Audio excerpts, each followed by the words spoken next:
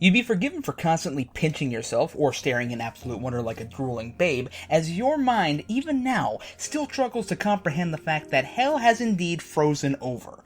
But whether or not this does indeed herald the beginning of the apocalypse, at least we can all say that it was damn well worth it, because riding on the crest of absolute incredibility alongside rivers of blood and a shower of locusts is the long-awaited Final Fantasy VII Remake. Putting even the antics of Ross and Rachel and friends to shame, the will they, won't they teases from Square Enix seem to reach new and epic heights with every passing year, as the company threw one excuse after the other on exactly why a remake could never happen. Oh, it seemed that we got it all. Only when it was cost-effective. Only when a game surpassed the original. Only when the moon aligns with Jupiter on the night of a summer solstice, whereupon a young virgin's blood is spilled over the sacred sacrificial burial grounds of our great forefathers. Yeah. We've all heard it before. Speaking of which, if you're a self-harmer, make sure to check out our latest article on the way to a remake, a retrospective over at www.thelifestream.net, which will take you through all those teases step by step. But let's put all that nastiness behind us, as not only is FF7 going to finally escape the shackles of its blocky and rather scruffy pseudo-Lego frame, but it is also going beyond a simple remastering. And as the dust began to settle over the initial excitement, questions soon come thick and fast, including one high up on everyone's lips concerning a certain buster-bladed hero donning a dress and a wig in order to masquerade as a woman. But why exactly is a cross-dressing Cloud so damn important?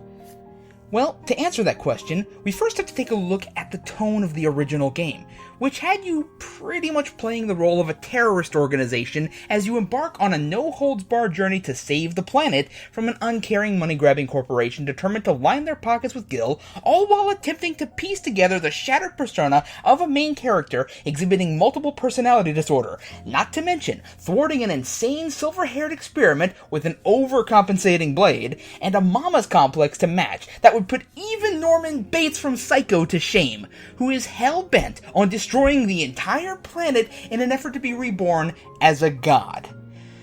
Whew!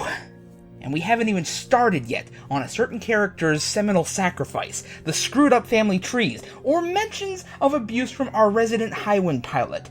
Yet, FF7 expertly balances its heavy themes and character storylines with a sprinkle of laughter and hilarity that is a joy to behold.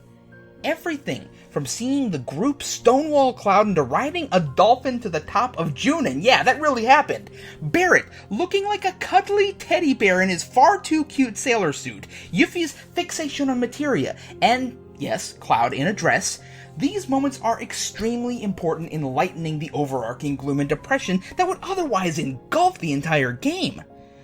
Oh, and did we mention that a meteor is on a direct collision course, signaling a planet-wide extinction-level event? Cue depressive music in 3, 2, 1.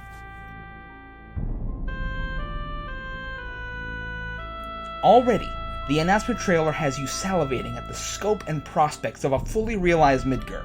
The pollution, the cramped spaces and overcrowded alleyways, the rough constructs and frayed edges of people's lives, the sense of danger and seedier backstreets. This and more is promised and teased within the glorious HD trailer. However, this glimpse into a fully realized Midgar and what lies beyond also threatens to make the entire game feel even more bleak and depressing than it already is. Cloud in a dress breaks all that. Yes, it is that important. It ultimately signifies that overall balance and tone of the original game will be maintained within the remake. But it also holds another personal significance, whose importance goes beyond the confines of the game.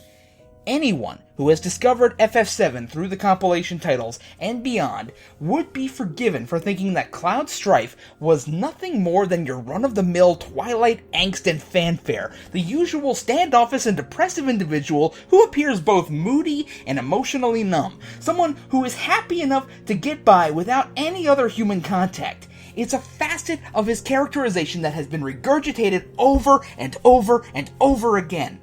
But is this really the same Cloud that we witnessed in Final Fantasy VII? not quite. FF7 revealed that Cloud was a rather complex individual, with his personality mixed and buried within memories and tales of Zack's exploits. He initially appeared as a rather cool and cocky individual, a Jack the Lad who could verbally spar with the best of them. But deeper exploration revealed that this was all just on the surface. Beneath it all, Cloud was like everyone else, an insecure loner, the outsider who only ever wanted to play with the cool kids. Someone who developed a false sense of confidence in order to cover up his own insecurities. After losing himself, quite literally in the Lifestream, Cloud was understandably both depressed and completely out of it. But Tifa's aid in restoring his memories brought him out of his stupor, giving us back that initial persona of someone who's just trying to do his best while struggling to appear cool to everyone else. Yet why is it that we only get that one-note depressive Cloud within both Advent Children and beyond?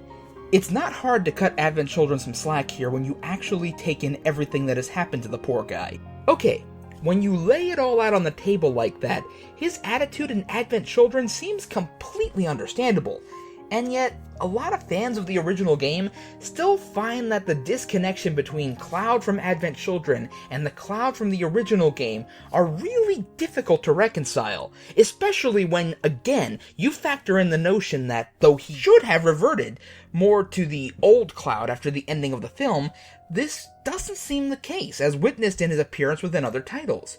So again, we come back to the question of why is a cross-dressing Cloud so damn important?